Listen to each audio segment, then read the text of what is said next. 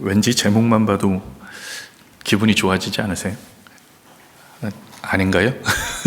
풍성한 삶. 여러분, 풍성한 삶, 이렇게 이런 좋은 단어 나오면은 기분이 좋아지잖아요. 저는 그러던데.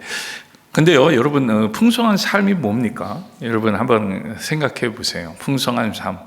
많은 사람들은요, 풍성한 삶은 행복한 삶, 가진 삶, 또 누리는 삶, 명예로운 삶, 지위가 있는 삶, 뭐 이런 걸로 대체하려고 할 겁니다.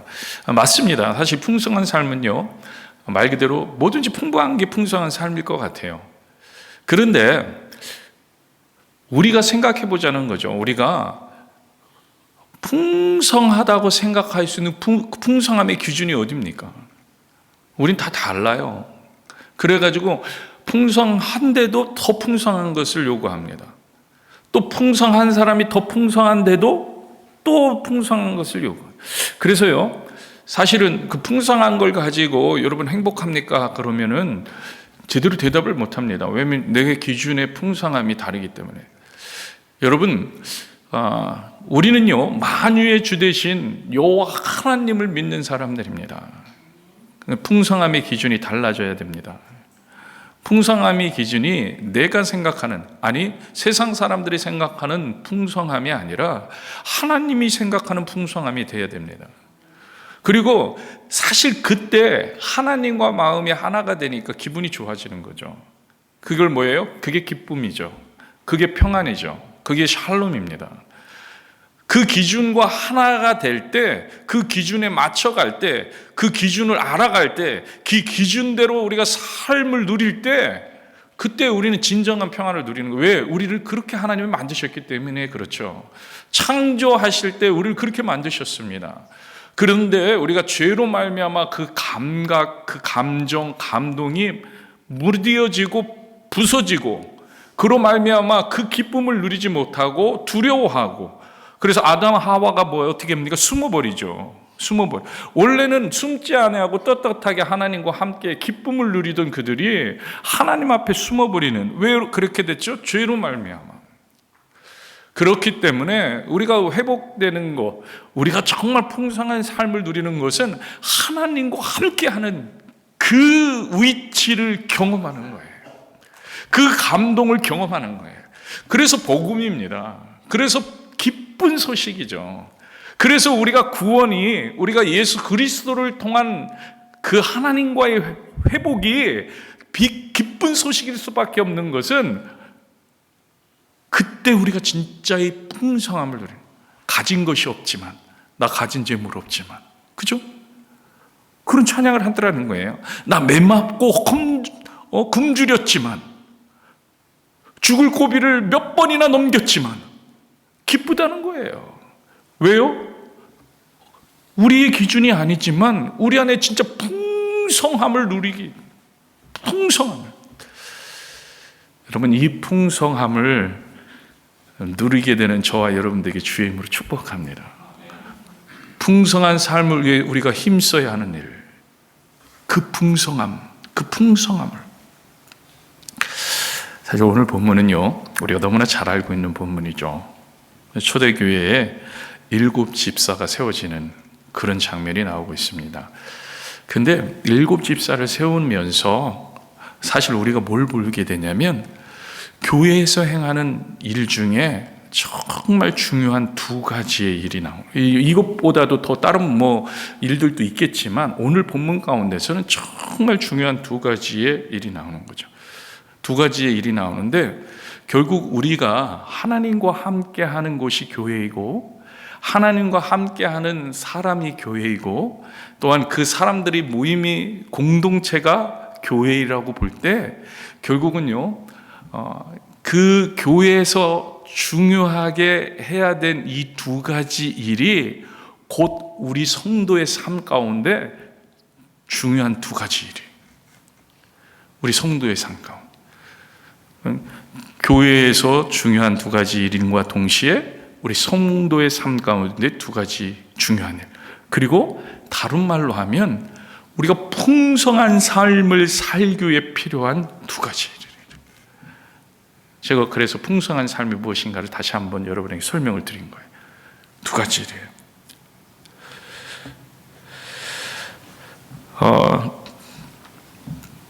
크게 두 가지입니다. 하나는 하나님의 말씀을 맡아서 가르치는 직무가 나오고 있고요. 또 하나는요, 돌봄과 봉사의 일이 나오고 있어요. 오늘 본문은요, 이 교회의 일을 잘 감당하기 위해서 7집사를 세우죠. 7집사. 근데 이 7집사를 세운다는 것을 우리의 표현으로 얘기하면 뭐냐면요, 조직을 만든다는 거예요. 조직. 그리고 더 구체적으로 얘기하면 재직을 만든 거죠. 우리 재직회가 있잖아요. 재직을 만든 거예요. 근데 여러분 생각해 보세요. 반대로 생각을 하면 결국 이런 이야기가 됩니다. 교회에 조직이 만들어지고 재직이 생긴 이유가 뭐 때문이라고요? 이 두 가지 때문에 생긴 거예요. 이 두 가지. 그러니까 말씀을 잘 가르치고 돌봄과 봉사의 일을 하기 위해서. 여러분, 오늘 우리가 조직을 만들고 재직을 만들었는데 여러분들에게 직분을 주었는데 왜 주었냐면 말씀을 잘 가르치기 위해서 만든 거라는 거예요. 여러분, 이 사실을 우리가 놓치면은요, 교회의 일이 흔들리는 거예요. 말씀을 잘 가르치기 위해요. 그리고 또 하나가 뭐예요? 돌봄과 봉사의 일을 하기 위해서. 우리가 집사님도, 권사님도, 장로님도, 또 전도사님도, 목사님도 이렇게 세워지잖아요. 왜 세워졌다고요? 봉사, 돌봄을 잘하기 위해서. 근데 그것만이 아니라 말씀을 잘 가르치기 위해서. 여러분, 너무 중요한 거예요. 우리가 지금 직분을 받았고 교회 안에서 조직 안에 들어와 있다면 이 두 가지 일을 열심히 감당해야 돼요. 여러분, 이 일을 잘 감당하는 교회가 건강한 교회. 제가요, 분명히 말씀드리지만 저 한 사람 한 사람도 교회라고 그랬잖아요. 교회 한 사람. 나 한 사람도 그 두 가지를 잘 감당할 때 건강한 교회예요. 다른 사람 생각하지 마세요. 오늘 말씀 들을 때 그러니까 자기한테 적용하는 거예요. 교회니까 사우스베이 선교교회. 자기는 마치 그 교회에 소속이 아닌 것처럼 이렇게 생각하거나 아니면 어떤 사람? 목사님? 장로님? 이렇게 그런 생각하지 마시고 나한테 적용해야 돼요. 내가 건강한 교회, 내가 건강한 성도, 내가 풍성한 삶을 누리는 사람이 되려면 이 두 가지가 잘 돼야 돼요. 이 두 가지가. 우리가 풍성한 삶을 누리게 힘써야 하는 첫 번째는요, 말씀을 맡아 가르치는 직무라고 말씀을 드렸어요. 처음에는 사도들이 이것을 맡아 했습니다. 그렇죠? 이것을 위해서 예수님이 친히 뽑아 세운 12제자가 이 일을 맡아서 하게 됩니다. 교회에서 감당해야 하는 직무 가운데 어쩌면 가장 우선순위를 두어야 할 것이 이 말씀을 가르치는. 왜? 예수님이 알려주셨고 예수님이 가르쳐주셨고 예수님이 누구였는지를 보여주셨기 때문에 그것을 직접 본 사도들은 그 일을 감당해요. 그래야 예수님의 말씀, 그 복음이 전해질 수 있는 거니까요. 그게 너무나 중요한 거죠. 오늘 본문도 보세요. 왜 집사를 선출했습니까? 표면적으로는 헬라파 유대인들 중에 과부들이 구제에서 빠진 거예요. 그게 문제가 됩니다. 근데 사실 더 중요한 것은 2절의 말씀이죠. 2절 말씀 같이 한번 읽겠습니다. 시작. 12사도가 모든 제자를 불러 이르되 우리가 하나님의 말씀을 제쳐놓고 접대를 입사하는 것이 마땅하지 아니하니. 그리고 4절 보세요. 같이 읽겠습니다. 우리는 오로지 기도하는 일과 말씀 사역에 힘쓰리라 하니. 그랬더니 그 결과 7절이에요. 7절 같이 읽겠습니다. 하나님의 말씀이 점점 왕성하여 예루살렘에 있는 제자의 수가 더 크심이 많아지고 허다한 제사장의 무리도 이 도에 복종하니라. 복음의 능력이 나타나는 거예요. 복음의 능력이. 이게 단계적으로 나타나는 거예요. 말씀을 가르치니 복음이 드러나는 거죠. 말씀을 가르치니까 능력이 나타나기 시작하는 거예요. 말씀을 가르치니까 하나님의 백성이 일어나기 시작하는 거예요. 그래서 제자의 수가 점점 더 많아지는 거예요. 여러분, 말씀을 가르치는 것이 이렇게 중요한 거예요. 말씀을 가르치는 것이 무엇보다도 중요한 거예요. 그래서 우리가요, 부지런히 말씀을 배우고 부지런히 말씀을 가르쳐야 돼요. 오직 예수 하나님을 알기 위해 전심전력하는데 우리에게 필요한 게 뭐라고요? 말씀을 부지런히 배우고 가르치는 거예요. 그래야 복음의 능력이 나타나는 거예요. 그래야 하나님의 교회가 세워지는 거예요. 그래야 하나님의 나라가 확장이 되는 겁니다. 그래야 우리 개개인도 교회라고 그랬죠? 개개인에게도 하나님의 능력이 나타나는 거예요. 여러분, 그게 풍성한 삶이에요. 그게 감격의 삶이에요. 그게 기쁜 삶이에요. 그것을 늘 경험하면 그게 뭔지를 알게 돼요. 그게 왜 기쁜지를 알게 돼요. 혹시 제가 이런 얘기 하는데 목사님 잘 모르겠네요. 그런 분들 계시다면요, 정말 더 전심전력하세요. 전심전력하세요. 하나님께서 반드시 경험케 해주십니다. 반드시 경험케. 물론 어떤 분은요, 이런 생각이 들 거예요. 오늘 본문에 보면 사도들이 하는 얘기잖아요. 말씀과 기도 사역에 전념해야 되겠습니다. 그래서 우리가 그것을 전념하기 위해서 집사님을 뽑읍시다. 그리고 그들에게는 나머지 돌봄, 그런 사역들을 담당하게 합시다. 그러니까 그런 내용이니까 사도들, 지금 그 역할은 목회자들이 하니까 목회자들만 말씀 배우고 말씀을 가르치면 되지 않습니까? 이런 생각할 수도 있어요. 여러분, 우리가 오해하는 거예요. 여기에 우리가 가지고 있는 한계가 있다는 거예요. 오늘 본문의 말씀을 잘못 이해한 거예요. 목회자만 성경을 읽고 공부하라는 말이 아닙니다. 특별한 소명 받은 사람만이 성경을 읽고 공부하라는 말이 절대로 아니에요. 절대로. 그럼 사실 이런 일이 일어날 리가 없는 거죠. 아니, 목사님들, 아니, 지금 말하는 사도들만 말씀이 풍성해지면 되면, 굳이 그들 그냥 산에 올라가가지고 공부하면 되지. 그죠? 왜 말씀을 공부해요? 다 알아야 되니까, 말씀을 다 잘 알아야 되니까 그 중점을 가져야 된다는 거예요. 이 누구나 해야 된다는 얘기예요. 그래서 성경은요, 뭐라고 얘기하냐면 자녀들에게 어려서부터 하나님 말씀 가르치라는 말씀이 계속해서 나오는 거예요.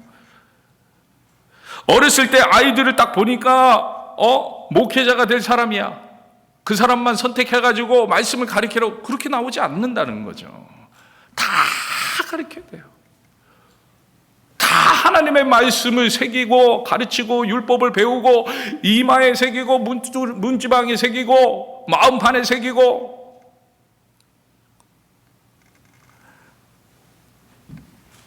여러분, 말씀을 가르치는 자라고 생각되는 사람들만 하는 것이 아니라는 거예요.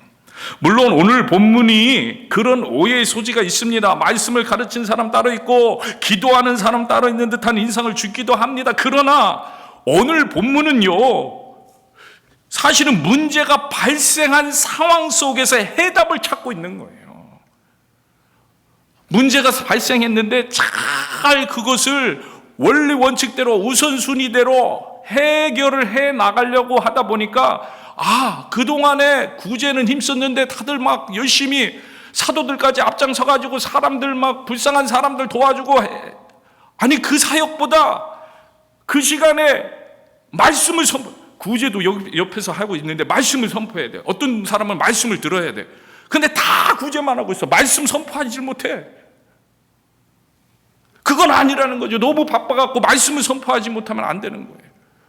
말씀도 가르치고 말씀도 선포하고, 한쪽에서는 그 일을 담당하는 사람이 하고 한쪽에서는 또 구제를 담당하는 사람이 하고, 근데 그 구제 일을 사도들이 다 했으니까 이제 나눠서 해야 되는 거예요. 왜 그렇게 해요? 그런데 다 말씀을 알아야 되기 때문에, 다 말씀을 배워야 되기 때문에, 다 말씀을 가르치려다 보니까 사도들이 일손이 부족한 거예요. 일손이 부족. 그래서 이렇게 세우는 거예요. 그래서 역할을 나눈 거예요. 누구는 말씀만 연구하고, 누구는 앉아서 기도만 하고, 누구는 재정만 보면 되고, 그런 것이 아니라 말씀을 가르치고 배울 수 있는 기회를 더욱더 늘리려고 지금 이 시스템을 만들고 있는 거예요. 주가 뭐라고요? 말씀을 아는 게 주가 되는 거예요. 이것을 잘 하려고. 여러분, 무슨 말이에요? 오히려 말씀을 더 잘 가르치고 더 많이 배울 수 있게 했다는 거예요. 더 집중해서 알 수 있도록. 누구나가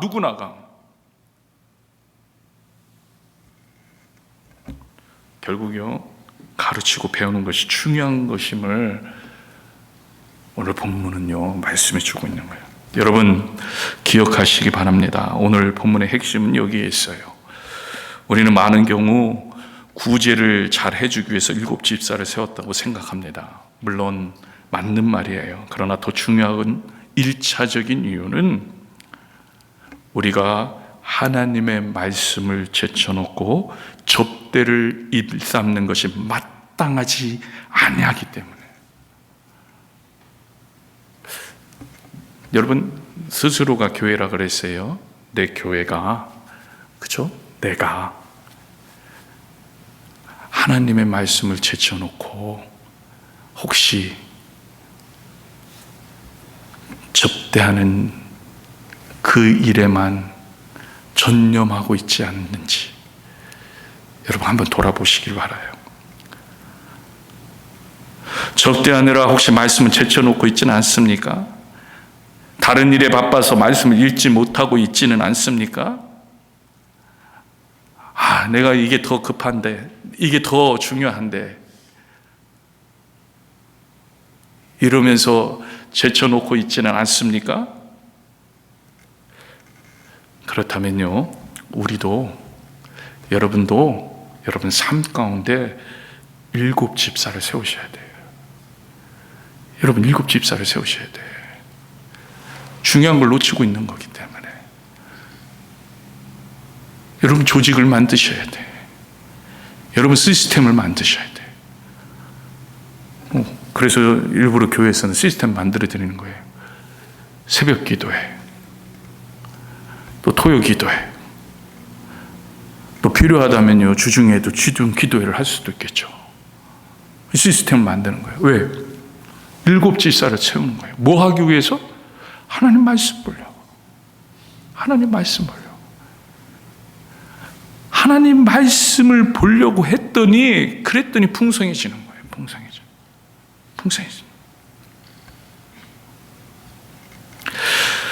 여러분 기억하세요. 말씀이 왕성해지니까 엄청난 역사가 나타나는 거예요. 여러분 개인에게도 마찬가지예요. 말씀이 왕성해지면 엄청난 역사가 나타납니다.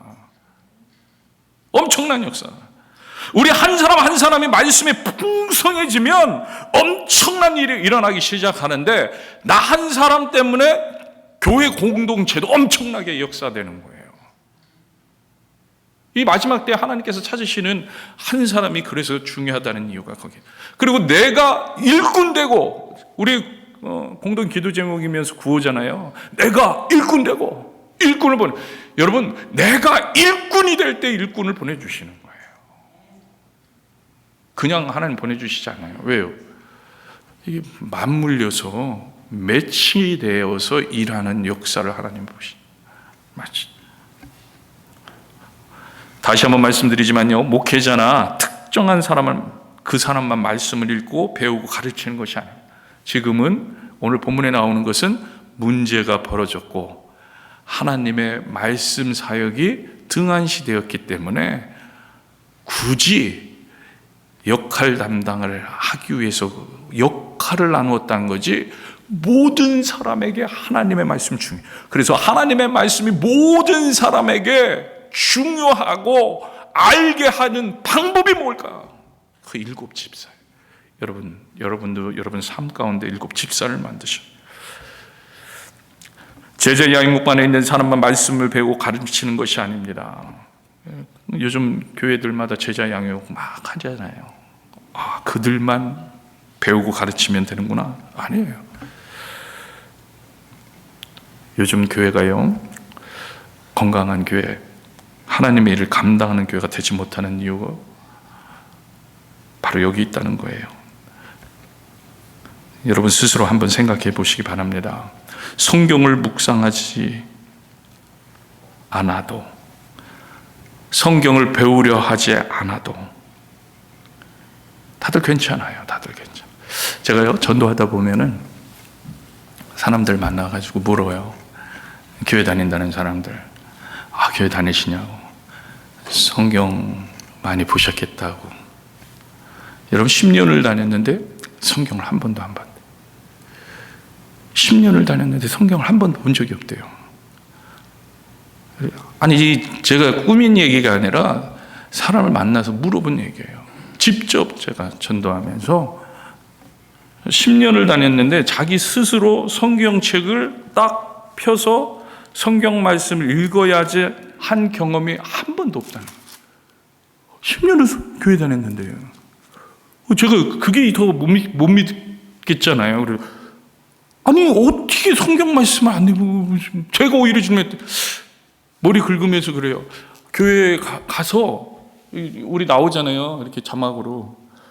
그게 자기가 10년 동안 읽은 성경에 다라는 거예요. 그냥 교회 가서 보여주는, 자막 넘겨주는 거, 그게 다른 거예요. 요즘 현실이에요. 이게요, 현실이요. 성경 말씀 읽지 않아도 아무렇지 않아요. 오히려요, 성경 공부 열심히 하고 막 돌아다니는 그 성도를 보면 뭐라고 합니까? 야, 너 선교사 할 거야? 너 목사 되려고 그래? 너 전도사 되려고? 이렇게 말해요. 그게 현실이에요. 여러분, 아니라는 거예요. 말씀을 배우고 말씀을 가르치는 일은 목회자만이 하는 것이 아니에요. 특별히 말씀을 배우는 것은 더더욱 목회자만이 하는 것이 아니라는 거예요. 우리 모두가 해야 하는 제1의 사명, 힘써야 하는, 여러분 꼭 기억하시기를 축복합니다. 사실요, 종교개혁 이전에는요, 성경을 몇몇의 리더들만 읽을 수 있었습니다. 여러분 잘 알고 있듯 신부들만 읽을 수 있어요. 성경 자체가 너무나도 어려운 글로 되어 있기도 하였고, 그리고 우리가 읽어도 무슨 뜻인지 알지 못하니까 성도들이 못 읽었어요. 그런데 종교개혁 이후에 가장 큰 업적이라 할 수 있는 게 뭐예요? 이 성경을 성도님들 손에 쥐어준 거예요. 여러분, 모든 언어로 번역이 되어 있어요. 한글 언어로만도 사실 한 가지가 아니라 많은 번역본이 있어요. 영어도 많은 번역본이 있고, 쉽게 읽을 수 있게도 해놓고, 자기 원하는 스타일의 글로 읽으라고 다 해놨어요. 다 준 거예요. 이게 가장 어떻게 보면 종교개혁의 큰 업적이라고 할 수 있어요. 오직 믿음, 오직 성경. 그 뒤로 누구나 성경을 읽고 성경 말씀을 깨닫고, 그래서 성경 말씀대로 믿고, 성경 말씀대로 예수님을 만나고, 성경 말씀대로 예수님의 구원의 십자가의 은혜가 뭔지를 믿게 되고, 얼마나 좋아요. 예수님의 뜻도 바로바로 알게 되고, 성경을 읽고 예수님이 나에게 무슨 말씀하시는지를 묵상하게 되고, 하나님이 무슨 말씀을 하셨는지를 생생하게 경험하게 되는 거예요. 그래서 종교개혁이 위대한 거죠. 그런데 안 읽어요. 안 읽어. 종교개혁 이전의 삶을 그대로 살고 있는 거예요. 우리가 종교개혁으로 나타난 개신교잖아요. 그래갖고 우리가, 하나님 우리에게 성경을 주셨어. 믿으면 돼. 그래서 신나가지고 우리가 모여들어갖고 지금 예배를 드리고 있는데 다시 이걸 안 읽고 있어요. 기도 안 하고 있어요. 우리가 성경을 읽지 않는다는 것은요, 곧 내 마음대로, 내 의지대로 살겠다는 거죠. 여러분, 내 마음대로, 내 의지대로의 삶, 여러분이 원하는 대로 된 삶이 있습니까? 돌아보세요. 여러분이 꿈꿨던 삶이 그대로 된 적이 있습니까? 없어요. 많은 사람들이 그래요. 나는 내가 꿈꿨던 것을 이루지 못했다.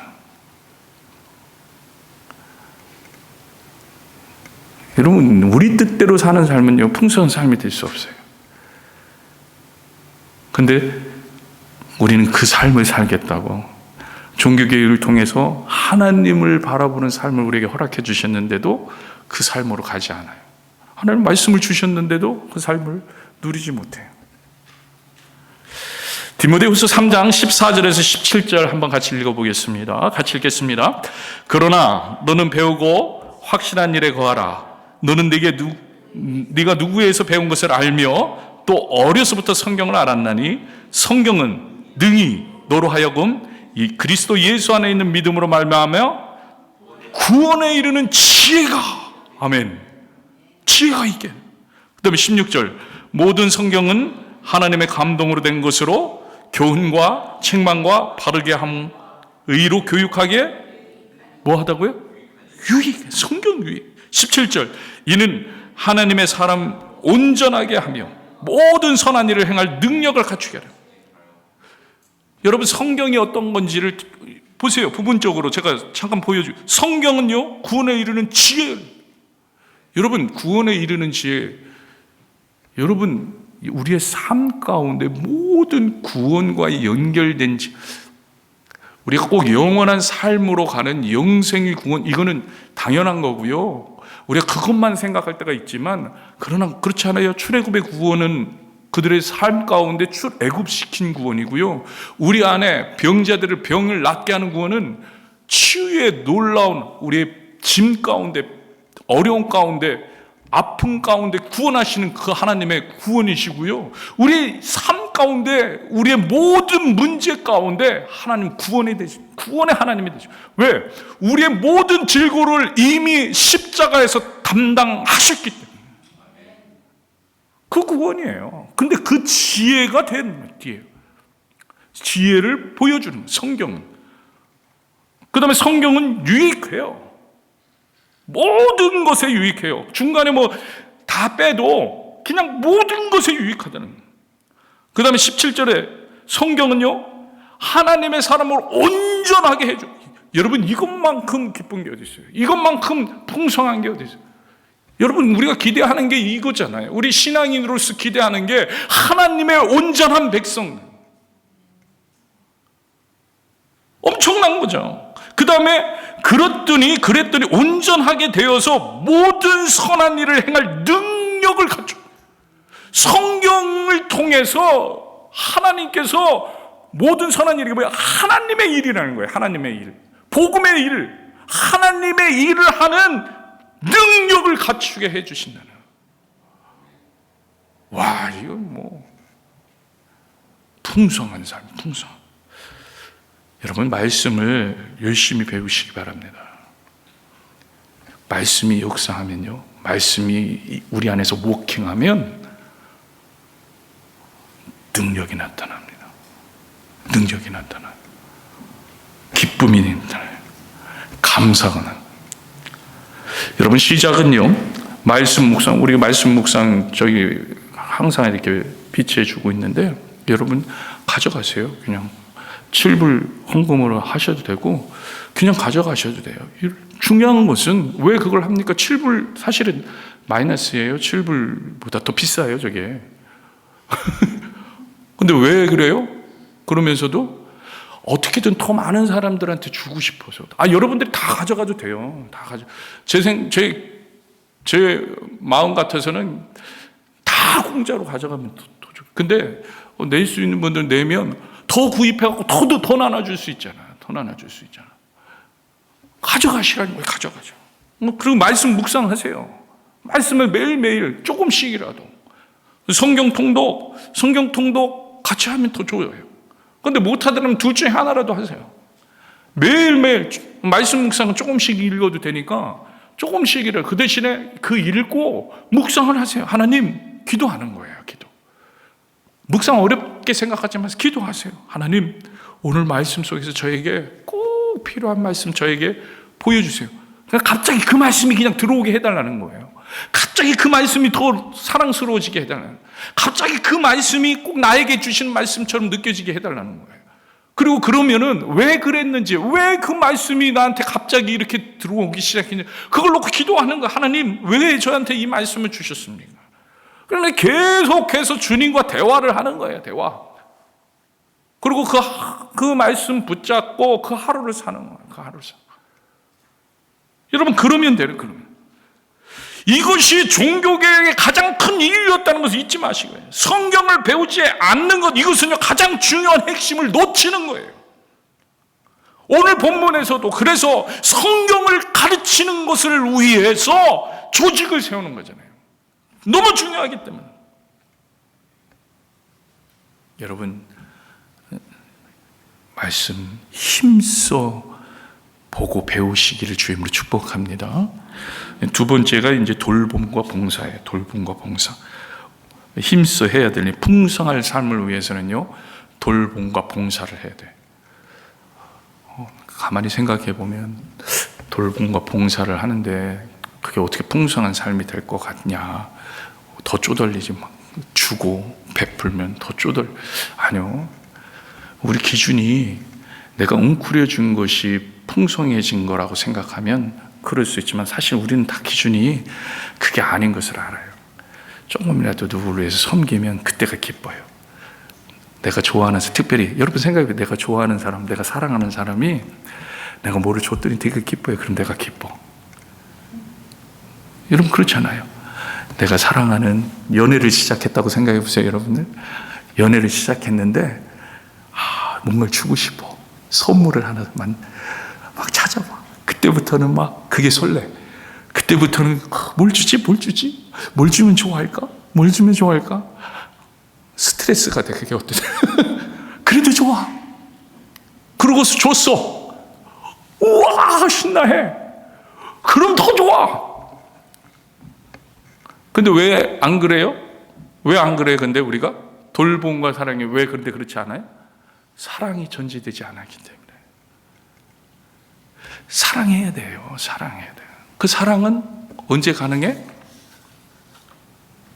여러분, 그것도 하나님과의 만남, 하나님 만남이 풍성할 때 되는 거예요. 결국 그 사랑과 돌봄도요, 언제 가능해? 말씀이 역사돼야 가능. 그러니까 사실요, 지금 문제가 생겼어요. 헬라파와 과부들을 챙긴다 본데 문제가 생겼어요.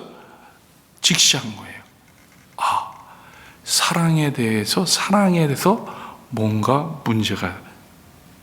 그래서 왜 돌아가는 거? 뭘로 돌아가는 거예요? 말씀으로 돌아가는 거예요. 사실은요, 우리가 이 이치를, 이 정확한 하나님의 원리를 모르면,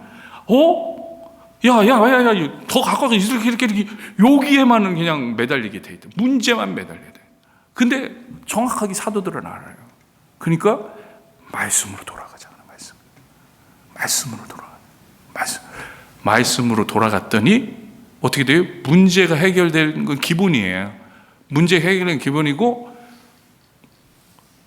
제자들이 왕성해져. 제자들이 늘어나더라는. 여러분, 다시 한번 여러분에게 묻습니다. 초대교회는 어떻게 가능했다고요? 이런 사랑이 하나님의 말씀이 풍성해지고 왕성해지면 가능합니다. 우리가요, 스스로는 할 수 없어요. 우리 안에 하나님의 말씀이 왕성해져야 합니다. 요한복음 1장 1절 볼까요? 요한복음 1장 1절 같이 읽겠습니다. 태초에 말씀이 계시니라. 이 말씀이 하나님과 함께 계셨으니 이 말씀은 곧 하나님이시. 1장 14절도 같이 읽겠습니다. 말씀이 육신되어 우리 가운데 거하심에 우리가 그의 영광을 보니 아버지 독생자의 영광이요 은혜와 진리가 충만한. 결국 무슨 말입니까? 우리 안에 예수님이 충만하면 되는 거예요.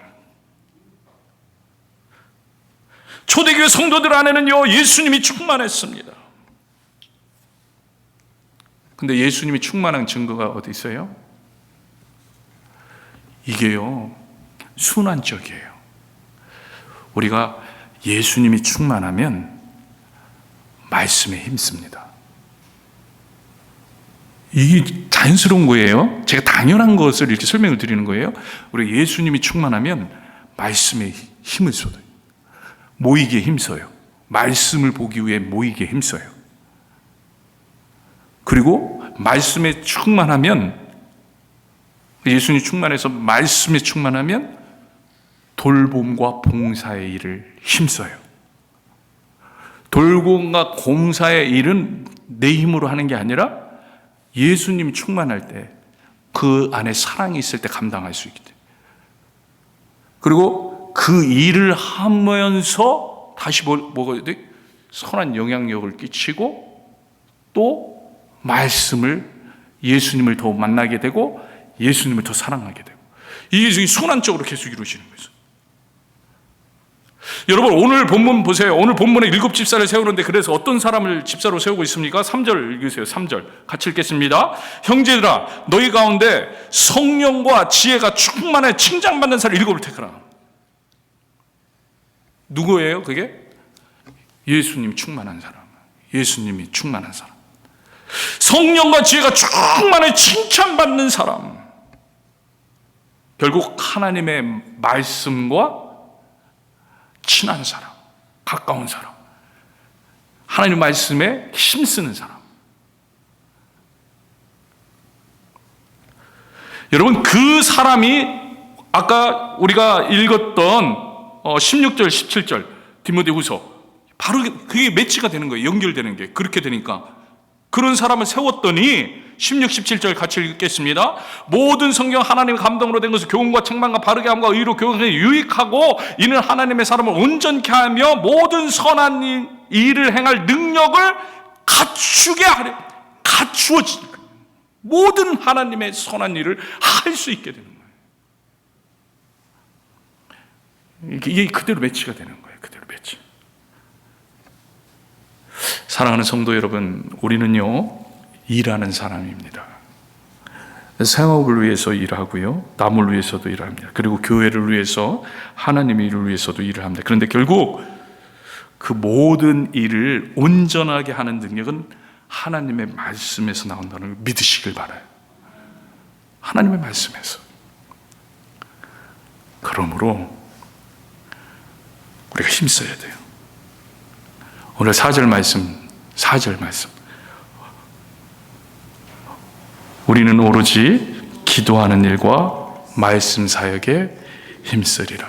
이건 역할 분담의 이야기였지만, 그러나 오늘 우리는요 이것이 우리를 향한 하나님의 뜻으로, 나 한 사람의 교회를 향한 중요한 것이 무엇인가에 대한 명제처럼, 마치 정의처럼, 마치 정체성처럼 여러분 여기게 되는 저와 여러분들에게 주님으로 축복합니다. 다시 한 번만 4절, 그래서 힘차게 우리가 읽고, 우리는 오로지 기도하는 일과 말씀 사역에 힘써.